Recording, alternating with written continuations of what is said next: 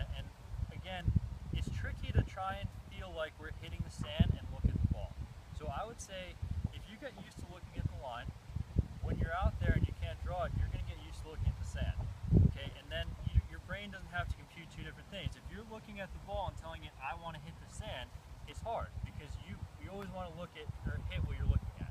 Okay, so I would say pick out a granule sand or something behind the ball and really focus on that so that you're not thinking about ball. You're thinking, I want to hit a certain spot, and more times than not, you're not going to be off by much. You fool your brain. You fool your brain.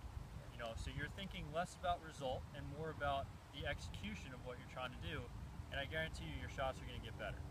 Because if you think about, you're picking a small little pebble there, right? And if you're off by this much, it's a lot better than looking at the ball and just saying, I want to hit behind it. Yeah. You know, then you can be off by this much, you can be off by this much. It's going to be different every time. All right? Yeah. You know how to do it. You know, this is just seeing how by using the same technique on a standard shot, you can get different results. Yeah. You know, and sometimes it'll work. Sometimes you might feel like you can do it better.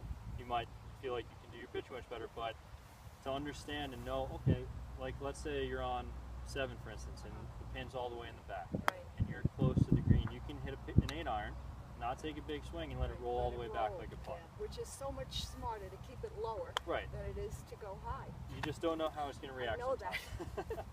Intellectually, I know that. So it's a good thing to have. I have it here if you ever want to come. Just, you know, go and I can see if it's the same way as you do. And it's just easy to kind of see exactly where it is. It's instant feedback, and then you can just go from there.